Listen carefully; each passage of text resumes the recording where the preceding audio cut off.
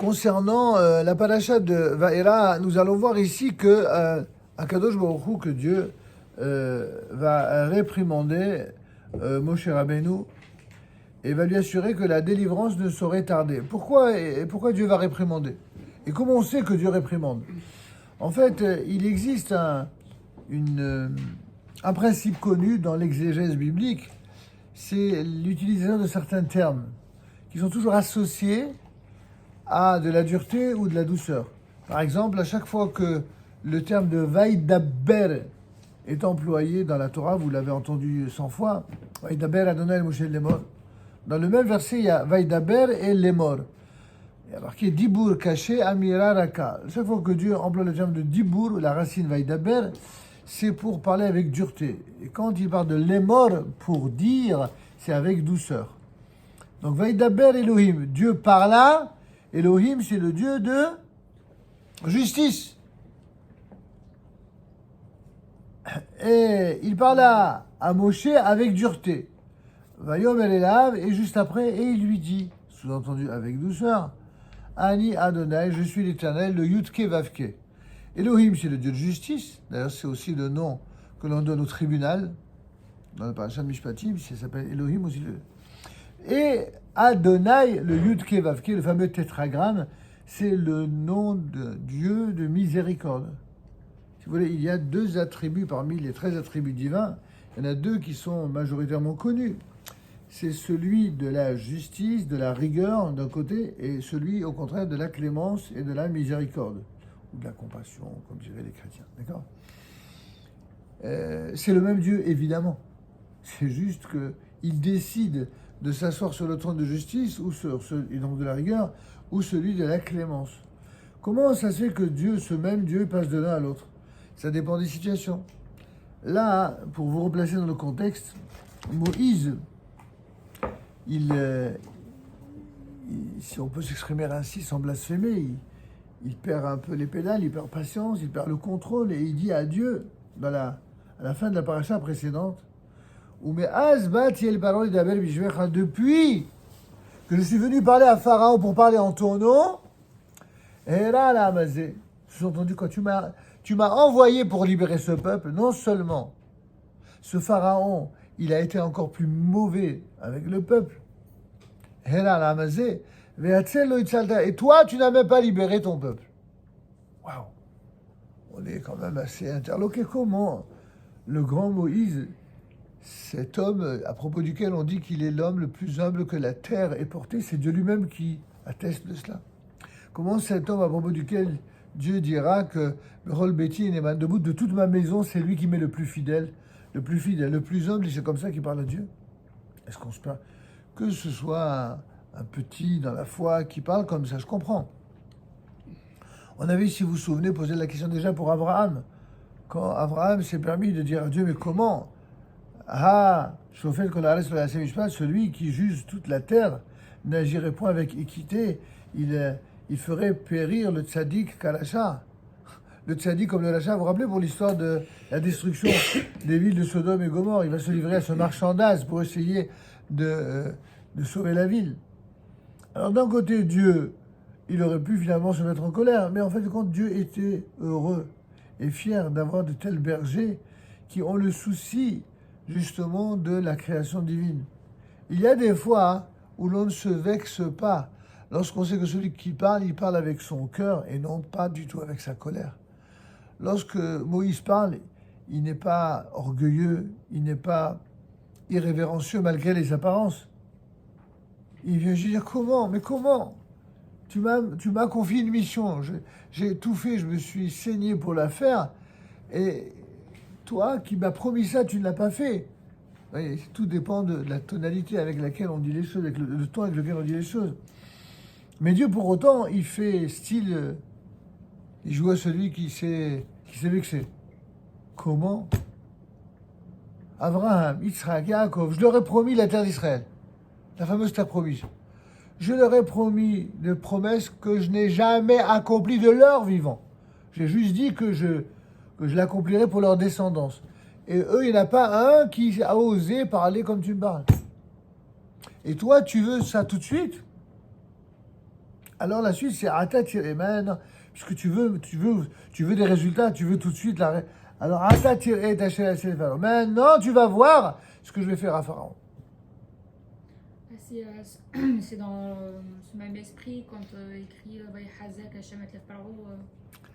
Dieu là-bas, ça veut dire qu'il a endurci le cœur du Pharaon dans le but de l'empêcher de faire teshuva. Là-bas, c'est autre chose. C'est-à-dire que Dieu permet de faire teshuva qu'à ceux qui ont un bon fond, qui ont simplement commis une erreur, entraînés par le mauvais penchant, mais qui regrettent sincèrement leur faute et qui veulent s'amender devant Dieu, qui regrettent leur faute et qui se transforment. Vous comprenez ? Alors dans ce cas-là, Dieu il permet à celui qui est fautif, ou le fauteur en tout cas, de faire teshuva. Mais quand le rachat est un véritable rachat, c'est-à-dire un pourri fini, quoi, en termes vulgaires, et que, en fait, il ne peut pas, si ça dépend de lui, il ne fera jamais teshuva. Sauf que si Pharaon avait fait teshuva, qu'est-ce qui serait arrivé ? Il serait arrivé que les imbéciles parmi le peuple d'Israël, au lieu d'être reconnaissants vis-à-vis de Dieu, ils seraient reconnaissants vis-à-vis de qui ? Vis-à-vis de Pharaon. Alors comment tu vas être reconnaissant vis-à-vis d'un être immonde qui a fait souffrir tout le peuple pendant 400 ans et tu vas pas être reconnaissant vis-à-vis de celui qui vous a libéré ? Ça, Dieu, il pouvait pas. Il pouvait pas, pourquoi ? C'est pas parce que il pouvait pas. Il ne voulait pas qu'un dictateur soit pris pour un saint qui a changé, alors qu'en vérité, il n'aurait changé que parce que il est, comment dirais-je, à plat de couture, quoi. Il est complètement démoli. Vous comprenez ? C'est comme les gars du Hamas. Vous les voyez dans des vidéos, ça a fait tout le tour. Les gars, ils sont en train de pleurer, en train de dire « Mais non, on était tranquillement chez nous, et on se cachait, on attendait. » Mais c'est des gars qui ont violé, qui ont volé, qui ont massacré des bébés, des femmes, qui ont déshonoré tout le monde, et ils sont en train de jouer aux victimes. Et en boucle, ils font passer pour des... Vous vous rendez compte ? Est-ce que des gens comme ça, ils méritent d'avoir de la clémence ? Les gens, ils perdent complètement la boule, complètement la boussole. Tout ça pourquoi ? Parce qu'il y a des juifs qui ont mal tourné dans l'histoire et qui ont fait croire que si les anciens dans la Torah ont dit qu'il fallait éradiquer le mal pour préserver le bien, eh bien, eux sont venus, ils ont réformé la loi en disant « Ah, alors les anciens vous ont dit, en vérité, moi je vous le dis, vous aimerez vos ennemis. » Et de l'amour des ennemis, on en est arrivé à aimer l'amour de tous les ennemis d'Israël. Et c'est comme ça que certains se sont trouvés à soutenir, au nom d'un christianisme ancien, qui avec le temps s'est commué en gauchisme sans Dieu, c'est la même chose. Le gauchisme moderne, c'est un christianisme sans Dieu. C'est-à-dire qu'au lieu d'avoir un Dieu qui devient humain, comme la prétention chrétienne, eh bien, quelques siècles après, ils vont vous dire, mais pourquoi c'est un seul homme qui serait Dieu ? Faisons de chaque homme un Dieu.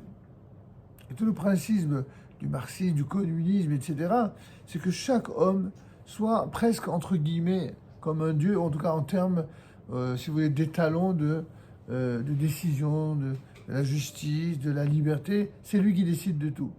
Sauf qu'il y a un glissement qui s'est opéré et qui n'est pas toujours conscient. C'est que on prétendrait au nom de cette liberté-là que finalement tout celui qui est foncièrement mauvais, il faut lui pardonner parce que il va changer. La Torah elle dit le contraire. Ne change que celui qui change.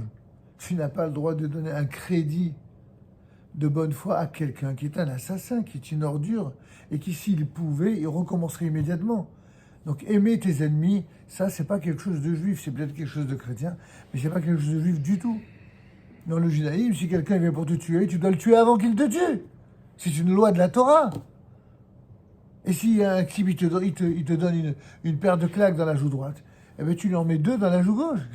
Ça n'existe pas de dire si tu reçois, ça veut dire quoi ça ? C'est pas du tout moral. d'accepter de se laisser humilier ou de se laisser frapper. Ça n'a aucun sens, en tout cas dans le judaïsme authentique. Bon, je referme cette parenthèse. Donc Dieu va parler avec dureté à Moshe en un premier temps pour lui faire comprendre, dis-moi, reste à ta place. Tu oses me demander des comptes à moi. Maintenant, ce que j'ai dit en Israël, j'ai fait un Dvar Torah sur cela, hein, en disant peut-être une petite originalité que je me suis permise, disons, pour illustrer quelque chose qui est très à la mode. Vous savez, c'est dans la génération, hein, il y a au moins 3 groupes humains très différents les uns des autres qui ont eu cette volonté, cette prétention à obtenir de façon immédiate leur idéal. Par exemple, ceux qui ont un idéal de paix, ils ont voulu Shalom Achav, la paix maintenant. Vous savez bien de quelle catégorie idéologique de personnes qui ont souhaité la paix maintenant. Pour eux, la paix, étant donné que c'est une fin en soi, eh bien, ils sont prêts à tout pour obtenir la paix, y compris à mettre en danger une partie du peuple d'Israël, y compris de donner des territoires qu'ils ne sont pas en mesure de donner, puisque si Dieu nous l'a donné, il n'a pas donné pour l'abandonner. C'est une interdiction minatora d'abandonner quoi que ce soit de la terre d'Israël. On n'a pas le droit de concéder quoi que ce soit à la terre d'Israël. Et c'est pas parce que les nations du monde n'ont pas compris ça encore, ça viendra, pour l'instant, c'est pas le cas, qu'on doit l'accepter. Eh bien, malheureusement, pour des raisons politiques ou politiciennes, certains l'ont fait. Le résultat, on l'a vu justement avec le 7 octobre. On a vu ce que c'est que de donner au nom de la paix une partie des territoires de la terre d'Israël qui avait été promis par Dieu. Et donc, la paix maintenant, c'est bien gentil, mais la vouloir tout de suite et d'une manière qui piétine la volonté divine, eh bien, le résultat a été catastrophique. Jamais on a eu autant de sang juif qui a coulé que depuis qu'on a dit à nos ennemis sur place, voilà, on va vous donner un lopin de terre, comme ça vous aurez votre autonomie. Ils se sont servis d'un seul lopin de terre comme d'un cheval de Troie, à partir duquel ils ont envoyé des scuds, ils ont envoyé des bombardements, ils ont envoyé, et sans arrêt.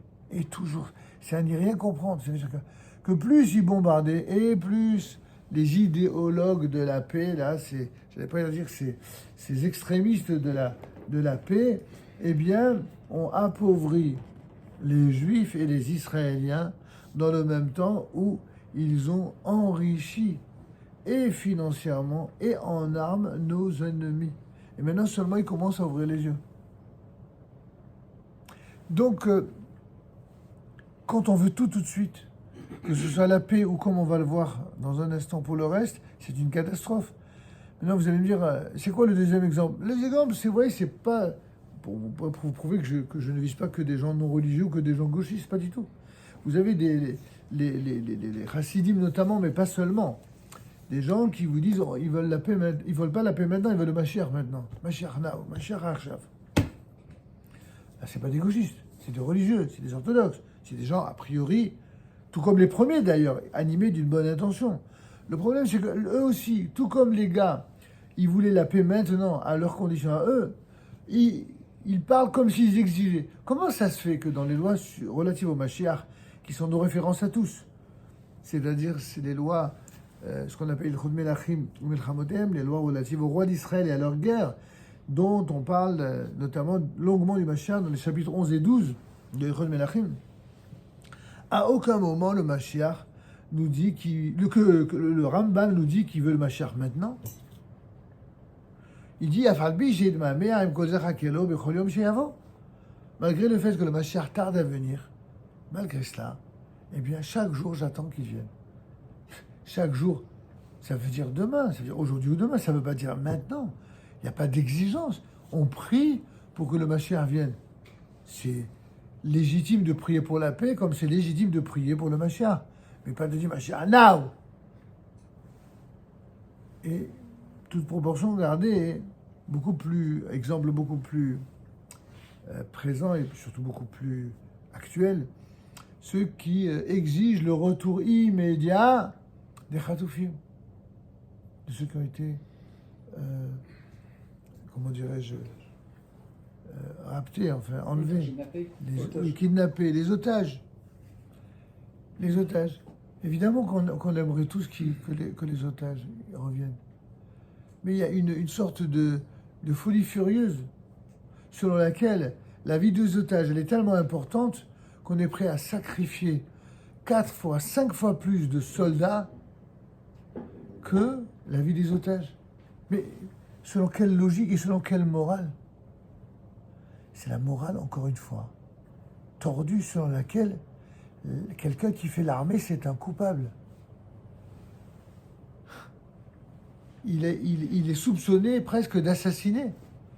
Alors qu'un otage, c'est une pauvre victime innocente. Hein?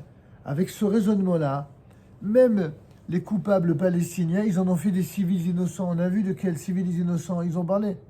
Cette Mia, là, cette franco-israélienne, qui a été finalement libérée miraculeusement, elle a dit, il n'y a pas un seul Palestinien qui soit un civil innocent. Ils nous ont tous craché à la figure, ils nous ont tous terrorisés, ils nous ont tous violentés. Les otages, pourquoi ils ont mis autant de temps à les trouver?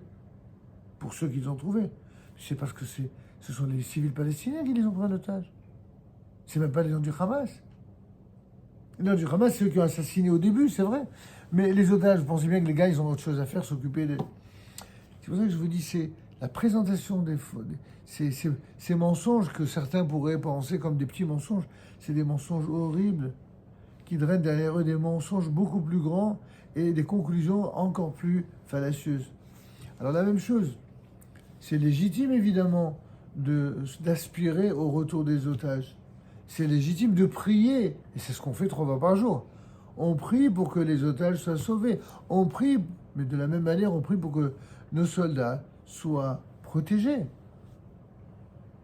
Vous savez que ces soldats, ce sont des pères de famille pour la plupart, avec femmes et enfants. Ils ont quitté femmes et enfants immédiatement, pas du tout parce que c'est des assoiffés de sang. C'est pas parce que c'est des vagues en guerre qui veulent tuer, contrairement aux gars du Hamas. Ce qu'ils veulent, c'est protéger leur pays, comme toute armée normale et légitime d'un peuple. Et les gens ont osé comparer les gens du Hamas aux gens de l'armée d'Israël.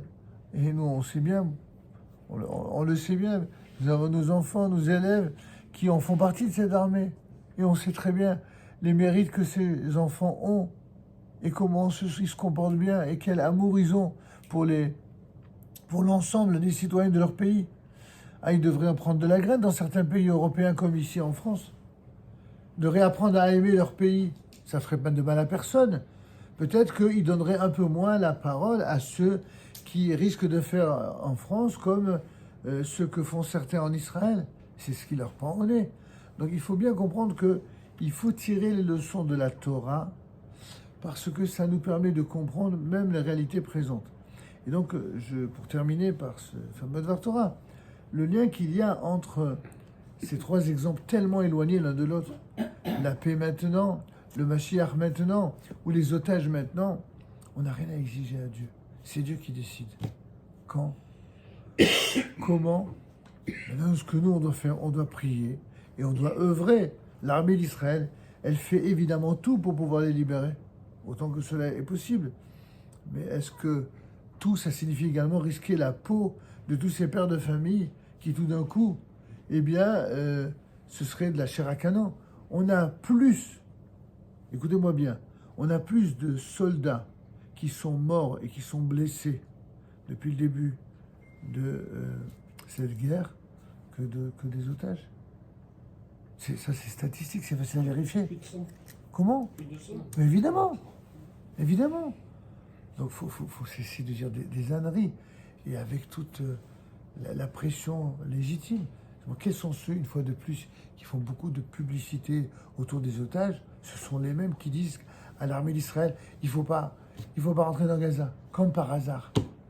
Ils sont pour libérer les otages, mais ils sont pour l'arrêt des combats, c'est-à-dire garantir au Hamas de se réarmer, garantir à tous les ennemis alentours de se renforcer. C'est pas possible. Donc vous comprenez qu'il y a là une sorte d'immoralité inconsciente. Et heureusement que la Torah nous permet d'y voir clair. Parce que la Torah, elle répond à tous ces sujets. La Torah, c'est pas uniquement les lois de la cacheroute et les lois du Shabbat. Hein. C'est évidemment très important, la loi du Shabbat et de la Kashrut, mais ça n'est pas moins important. Les lois relatives aux guerres d'Israël. Il y a des enseignements, il y a le Rambam, il y a le Talmud, il y a les poskim modernes qui répondent à ces questions-là et qui sont très sérieuses et qu'il faut évidemment étudier. Alors pour terminer sur ce point précis, dans cette paracha de Vaera, on nous présente quelles sont les différentes étapes de la libération d'Israël lors de l'esclavage d'Égypte. Ces étapes qui sont au nombre de 4 essentiellement, qui sont utilisées par 4 verbes différents. Vous avez le texte en français, je vous invite à le découvrir. Donc Dieu parla à Moïse et lui dit « Je suis Hachem, je suis apparu à Abraham, à Israël et à Jacob en tant que El Shaddai, c'est-à-dire en tant que Dieu tout-puissant, mais sous mon nom Hachem, je ne me suis pas fait connaître à eux. Et j'ai également établi mon alliance avec eux. » C'est quoi cette alliance ? De leur donner le pays de Canaan. Vous remarquez qu'il n'y a pas marqué mon alliance, la Torah, c'est la terre de Canaan. Il y aura un autre verset où il sera dit Torah tivara de Moshe Moracha Kilat Yaakov. La Torah que Moshe nous a prescrite, c'est une Moracha, c'est un héritage pour Jacob. Et ici, l'héritage, c'est la terre d'Israël. Donc il y a 2 fois dans la Torah, il y a le terme de Moracha. Une fois, c'est pour la terre d'Israël et une fois, c'est pour la Torah. Tous ceux qui sont respectueux de la Torah des mitzvot savent que la Torah, c'est évidemment ce qui a permis au peuple juif de survivre en exil. Mais certains ont fini par oublier que la terre d'Israël était tout aussi moracha et tout aussi essentielle que la Torah elle-même. Ils l'ont tellement oublié que, du coup, ils en ont fait un enjeu politique. Et pour montrer leur, on va dire, leur condamnation de l'approche sioniste laïque, alors ils en sont arrivés même à déconsidérer la terre d'Israël comme l'ont fait en leur temps les fameux explorateurs. Donc il faut faire évidemment la part des choses là aussi. Et comme il est dit ici, je ne me suis pas fait connaître à eux, j'ai également établi mon alliance avec eux. Qu'est-ce que Dieu dit à Moïse ? Comment ? À eux, je leur ai pas donné mes attributs. Et ils ont écouté, ils n'ont rien contesté. Et toi, Moïse, où je me suis fait connaître avec mes attributs, tu me demandes des comptes et tu veux tout de suite. Vous comprenez le lien avec notre Dvar Torah de tout à l'heure. Tu veux tout de suite. Alors si tu veux tout de suite, attends, maintenant tu vas voir. Mais avant d'arriver là, j'ai entendu le cri d'angoisse des enfants d'Israël. De quel cri d'angoisse ils parlent ? Des souffrances que les enfants d'Israël ont vécues en Égypte, où ils ont hurlé de douleur, que l'Égypte a asservi. Et je me suis rappelé de mon alliance. J'ai décidé de ne plus vous laisser moisir en Égypte. Et c'est pourquoi dis aux enfants d'Israël, je suis Hachem. Et je vous ferai sortir, premier verbe de la délivrance. Je suis Hachem, je vous ferai sortir de sous les corvées d'Égypte. Deuxième verbe qui désigne la deuxième étape de la délivrance, je vous sauverai de leur servitude. Troisième verbe décrivant la délivrance, je vous délivrerai avec un bras étendu et avec de grands jugements. Quatrième verbe, je vous prendrai pour moi comme peuple et je serai pour vous un Dieu. Voilà les 4 étapes de la délivrance qui sont marquées dans le soir du Seder par les 4 vers de vin de Pessah. Pour marquer ces 4 étapes. Et donc, il se termine en beauté par « Je vous prendrai pour moi comme peuple et je serai pour vous un Dieu ». Donc, ce lien entre la terre d'Israël et Dieu et le peuple via la terre, mais Dieu et le peuple via la Torah, c'est une permanence dans la Torah. On ne peut pas séparer l'un de l'autre, à aucun moment. C'est ni la Torah sans la terre, ni la terre sans la Torah, comme le dit Rabbi Chaim Ben Atta. En Torah, il n'y a pas de Torah sans Eretz Israël, il n'y a pas d'Eretz Israël sans Torah. Et vous saurez que je suis Hachem, votre Dieu, qui vous fait sortir de toutes les corvées d'Égypte. Je vous conduirai vers le pays au sujet duquel j'ai levé ma main pour le donner à Abraham, à Yitzhak et à Jacob, et je vous le donnerai en héritage. Je suis Hachem. Chaque fois que la Torah termine un verset par « Je suis Hachem », ça veut dire « Je m'engage, moi, Dieu, à vous le donner ». Cette terre d'Israël, dans les apparences chez les nations, le renouveau de la terre d'Israël, la résurrection nationale du peuple juif sur la terre d'Israël, c'est fait par la reconnaissance de l'État juif, dit en Palestine. Mais en vérité, c'est juste un maquillage. La réalité, c'est parce que Dieu a décidé que ce serait à ce moment-là. Ah, pourquoi il n'a pas fait ça avec des Streimel et avec des... Justement, parce que si ceux qui avaient voulu manifester le désir de créer un État avaient été des juifs religieux, des orthodoxes, mais jamais les nations du monde auraient accepté. Jamais ces nations l'auraient reconnu. Alors Dieu, il a laissé faire, en un premier temps, avec ceux qui l'ont fait pour des raisons qui étaient moins valeureuses, même si elles sont respectables, c'est-à-dire faire de la terre d'Israël un refuge. Sauf que quand on fait de la terre d'Israël simplement un refuge, voilà. Ça fait 75 ans que la terre d'Israël est une terre de refuge et on n'est toujours pas tranquille. On est toujours avec des guerres. Pourquoi? Parce que la terre d'Israël, c'est pas un refuge. La terre d'Israël, c'est un lieu de réalisation, un lieu idéal, un lieu où le peuple juif sur sa terre devient une lumière pour les nations. On ne peut pas être une lumière pour les nations si on n'a même pas compris la raison pour laquelle on est là-bas. Moïse parla donc ainsi aux enfants d'Israël, mais ils n'écoutèrent pas Moïse à cause du souffle court et du travail pénible. Je l'ai expliqué aux enfants du Talmud Torah cet après-midi. C'est quoi cette phrase, cette 9e phrase un peu particulière? Moïse parla ainsi aux enfants d'Israël, mais ils n'écoutèrent pas Moïse.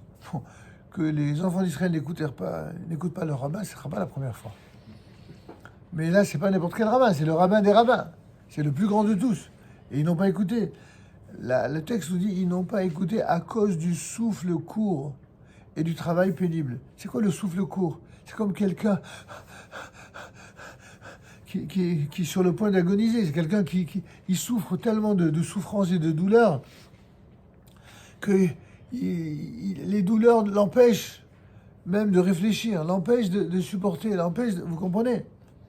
C'est ce qui s'est passé durant les différents exils, et pas simplement en Égypte, et à l'époque de l'Inquisition, et à l'époque de la Shoah, quand les enfants d'Israël ont vécu tellement et tellement d'ignominie, ont subi tellement d'ignominie, tellement de méchanceté, de cruauté, des Juifs qu'on a brûlés, qu'on a spoliés, qu'on a violés. Ça a été sans arrêt dans l'histoire. On peut comprendre. Comprendre et expliquer ne signifie pas justifier. Mais on peut comprendre que quelqu'un qui subit toutes ces atrocités, il en devient fou, il en perd la tête. Donc ça ne nous donne pas le droit de porter un jugement sur Dieu, certes, mais ça permet de comprendre que quelqu'un puisse perdre la tête. Quand quelqu'un, pendant la Shoah, il voit son bébé qui se fait flinguer devant lui, vous croyez qu'on reste normal quand on assiste à une scène aussi horrible?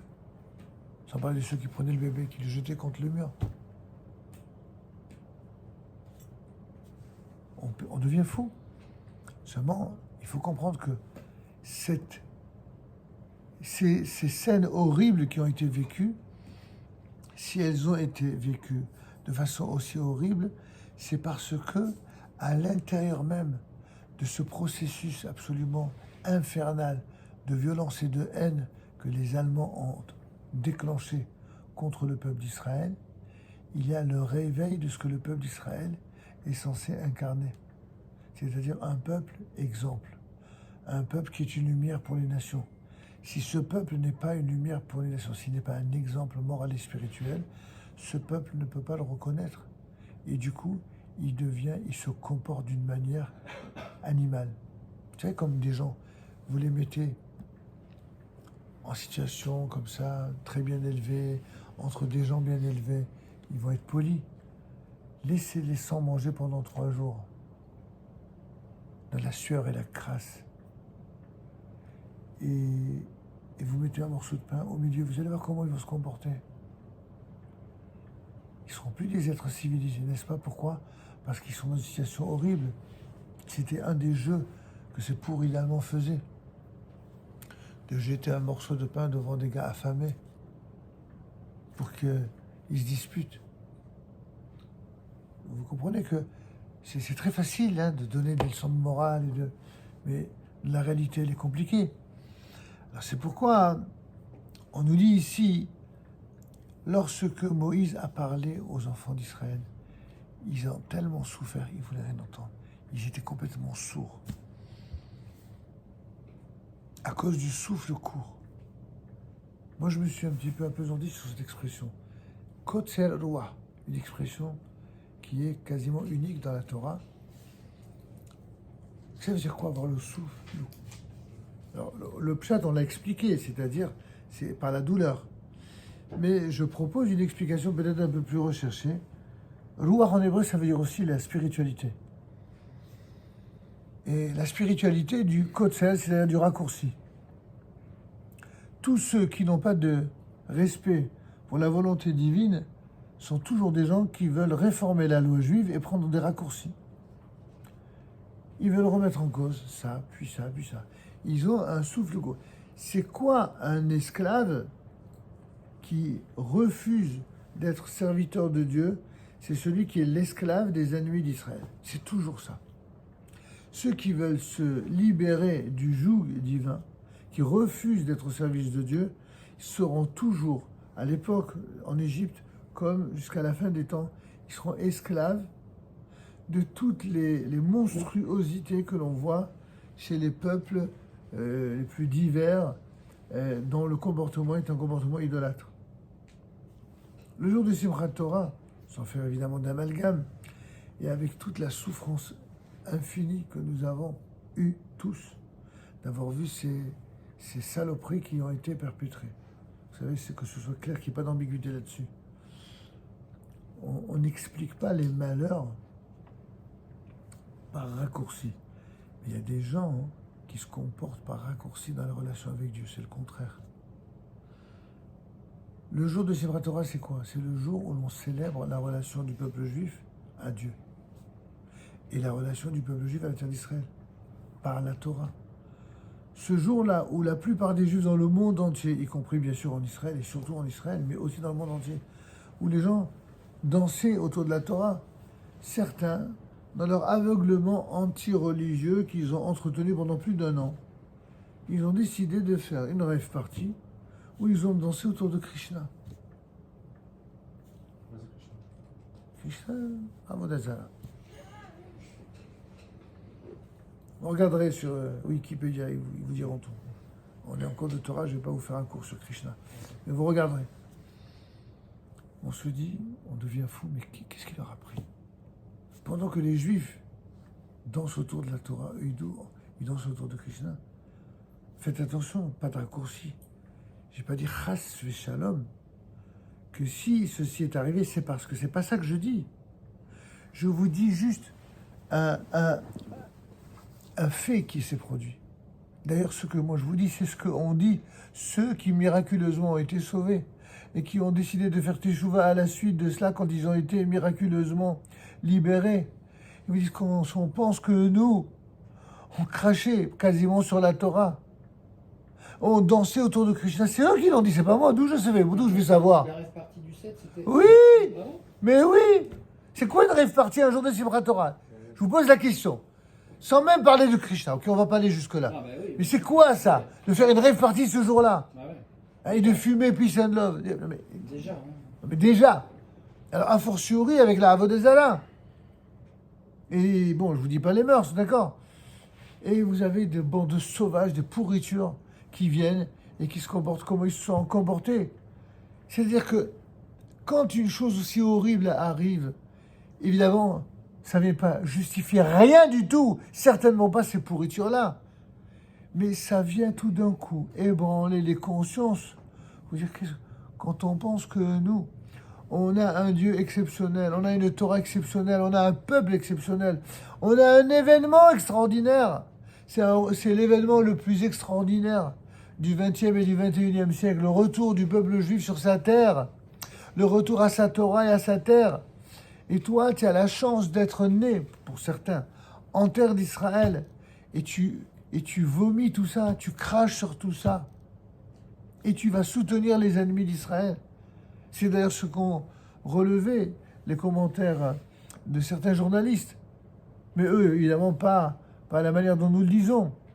C'est d'autant plus horrible ce qui s'est passé que ceux qui ont été victimes étaient des gens très tolérants, qui étaient des gens qui soutenaient la paix, les camps de la paix. Ben voilà.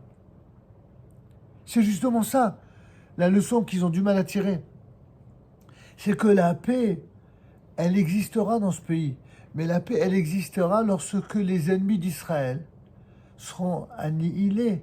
Et pas du tout en donnant et en faisant plaisir aux ennemis d'Israël, en leur faisant obtenir ce que eux veulent. C'est exactement cela, la prise de conscience à laquelle sont parvenus certains. Vous vous rendez compte que le comble du comble, c'est que parmi les parents des otages enlevés, il y a un groupe qui s'est constitué. Vous avez des appels. C'est pas grave. Voilà. Ça, c'est tout le temps, c'est 24, Mais c'est la H24. même personne. C'est pas grave, c'est que... Excusez-moi. Ah non, d'accord, je verrai. Je sais pas pourquoi, bon, ok. Je vais l'appeler. De toute façon, on va terminer. Ce que je disais pour terminer sur ce sujet, mais qui est un sujet important, très important, c'est que la délivrance d'Israël, disent nos sages dans le Talmud, dans le dernier dans le dernier chapitre du traité talmudique Sanhedrin, dans le fameux Perek Chelek, où là-bas les sages énoncent quels sont les signes précurseurs, ou plutôt avant-coureurs, de la venue du Mashiach et du retour du peuple juif en terre d'Israël, etc. Tous les signes qui sont énoncés là-bas, si ça vous intéresse un jour, on en parlera, eh bien, sont déjà arrivés. Le retour du peuple juif à la terre, le retour des juifs à la Torah, l'unité, elle a du mal, mais à chaque fois qu'il y a une guerre, tout d'un coup, les juifs sont unis comme par hasard. C'est malheureux. De toutes ces choses malheureuses qui se sont produites, peut-être l'une des plus malheureuses, c'est que finalement, il faille en arriver là pour que tout d'un coup se rende compte que l'unité d'Israël est un bien nécessaire pour protéger ce peuple. Mais ça, on l'apprend dans le Talmud depuis la nuit des temps, mais certains l'oublient, notamment à l'échelon le plus élevé de la politique, toutes tendances confondues. On l'oublie que ça. L'unité ne doit pas être une unité au sens politique, c'est-à-dire pour dégommer l'adversaire commun, qu'il soit de droite ou de gauche. Vous vous rendez compte que même quand le peuple d'Israël parle d'unité, il y a déjà ceux qui préparent l'après, la revanche.